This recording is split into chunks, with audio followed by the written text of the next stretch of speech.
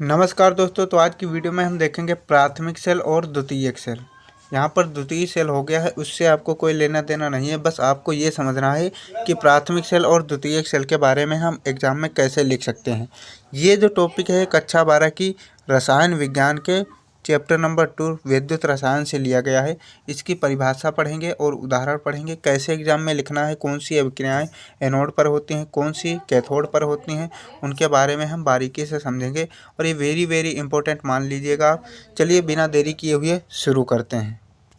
सबसे पहले बात करते हैं प्राथमिक सेल की। प्राथमिक सेल या बैटरी भी उसे बोल सकते हैं, उसमें आपको कोई दिक्कत नहीं समझेंगे, ठीक है। वहाँ पर हम क्या लिखेंगे, प्राथमिक सेल के बारे में हम क्या लिखेंगे, वह सेल या बैटरी जिनमें रासायनिक अभिक्रिया केवल एक बार ही होती है। यानी ऐसी बैटरी जिसमें रासायनिक अभिक्रिया क्या होती है, एक बार ही होती है।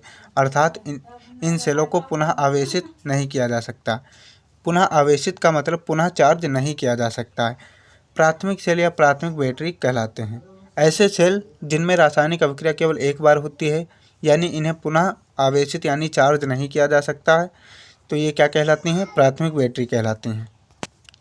जैसे आपने देखा होगा, जो बैटरी में सेल पड़ते हैं उनको तो हम पुनः चार्ज नहीं कर सकते हैं, क्योंकि जो कैप्सूल जैसे सेल होते हैं उनको हम पुनः चार्ज नहीं कर सकते, दोबारा चार्ज नहीं कर सकते, एक बार यूज कर लेते हैं। वहीं सब कौन सी बैटरी कहलाएंगी, प्राथमिक बैटरी या प्राथमिक सेल कहलाएंगे। प्राथमिक सेलों का एक बार उपयोग करने के बाद वह अनुपयोगी हो जाते हैं। एक बार अगर उनका उपयोग कर लें तो दोबारा उपयोग में नहीं लाए जा सकते हैं। इस प्रकार के सेलों को हम प्राथमिक सेल कहते हैं, यानी दोबारा उपयोग नहीं किया जा सकता, इन्हें पुनः चार्ज नहीं किया जा सकता। वहीं सब घुमा फिरा कर हम लिखें, उसमें कोई दिक्कत नहीं। आप जितना शॉर्ट हो सके उतना शॉर्ट में लिखना है। तो यहाँ पर जो आप बस इतना लिख देना, मैं बता दे रहा हूँ वो आप लिख देना। वह सेल या बैटरी जिसमें रासायनिक अभिक्रिया केवल एक बार होती है, अर्थात इन्हें पुनः चार्ज नहीं किया जा सकता, प्राथमिक सेल या प्राथमिक बैटरी कहलाते हैं। बस इतना लिख देंगे। उसके बाद में आपको लिखना है उदाहरण। उदाहरण में हम क्या लिखेंगे, शुष्क सेल, मरकरी सेल और डैनियल सेल, इन्हें हम पुनः चार्ज नहीं कर सकते हैं। उम्मीद करता हूँ यहाँ तक आपको पूरा समझ में आ गया होगा, कैसे लिखना है वो भी समझ में आ गया होगा। चलिए अब आगे बात करते हैं। चलिए समझते हैं शुष्क सेल क्या होता है। शुष्क सेल या सेल सामान्य रूप से गाड़ियों, टॉर्च, वायरलेस माउस, कीबोर्ड आदि में प्रयोग किए जाते हैं। ये कहाँ प्रयोग किए जाते हैं, गाड़ियों, टॉर्च, वायरलेस माउस, कीबोर्ड आदि में प्रयोग किए जाते हैं। इस सेल में जिंक धातु का एक पात्र होता है जो एनोड के रूप में प्रयुक्त होता है, तथा इसमें एक ग्रेफाइट की छड़ होती है जो चारों ओर से मैग्नीज ऑक्साइड के चूर्ण से घिरी होती है। यह ग्रेफाइट की छड़ के कैथोड का काम करती है। यहाँ पर के गलत हो गया, इसको काट देना आप। यह ग्रेफाइट की छड़ किसका काम करती है, कैथोड का काम करती है। कैथोड के मध्य का स्थान NH4Cl एवं जिंक Cl4 के नम पेस्ट से भरा होता है। किससे भरा होता है, इसके कैथोड के मध्य क्या भरा होता है, NH4Cl और जिंक Cl4 ये भरा होता है। तो आप यहाँ तक लिखेंगे शुष्क सेल में। इसका अगर पूछता है इसके बारे में तो लिखना है, वरना नहीं लिखना है, वरना आप उदाहरण देकर छोड़ देंगे। इस पर कैथोड और एनोड पर संपन्न होने वाली क्रियाएं भी देख लेते हैं, यानी अभिक्रिया कौन कौन सी होती हैं, कैसे होती हैं। इस सेल के कैथोड एवं एनोड पर निम्न अभिक्रिया होती हैं। एनोड पर क्या होता है, जिंक सॉलिड में होता है, वो क्या करता है, 2 इलेक्ट्रॉन त्याग देता है तो जिंक प्लस में हो जाता है, किसमें, धनावेशी जिंक हो जाता है। और कैथोड पर क्या होता है, कैथोड पर होता है MnO2 प्लस NH4 प्लस होता है और इलेक्ट्रॉन होता है। ये एक इलेक्ट्रॉन ग्रहण करता है तो क्या बना लेता है, MnOOH और प्लस NH3 एमीन बना लेता है। आपको जितना हो सके उतना कम लिखना है। आप अगर अभिक्रियाएं नहीं लिखते हैं तो भी कोई दिक्कत नहीं है, जितना पूछता है उतना ही लिखना है। आपको जितने नंबर से पूछता है उतने नंबर का ही लिखना है। मेरा काम है पूरा बताने का, मैं पूरा समझा दे रहा हूँ आपको। जितने नंबर का आए उसी हिसाब से लिखना है, ज़्यादा आपको नहीं लिखना है। अगला सेल है मरकरी सेल। मरकरी सेल की परिभाषा में क्या लिखेंगे आप, मरकरी सेल एक विशेष प्रकार का शुष्क सेल ही है। ये कैसा सेल है, शुष्क सेल ही है। मरकरी सेल का उपयोग श्रवण यंत्र, गाड़ियों, कैमरों आदि विद्युत की कम मात्रा वाले यंत्रों में किया जाता है। जिसमें विद्युत की कम मात्रा यूज होती है उसमें किया जाता है। इसमें जिंक एनोड तथा ग्रेफाइट कैथोड का कार्य करता है।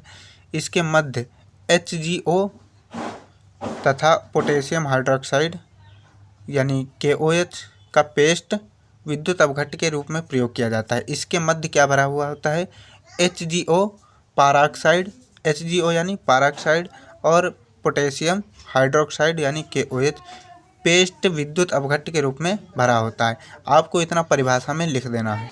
अगला सेल है द्वितीयक सेल। द्वितीयक सेल में आपको कैसे परिभाषा लिखनी है, उदाहरण क्या है, इसके बारे में चलिए समझते हैं।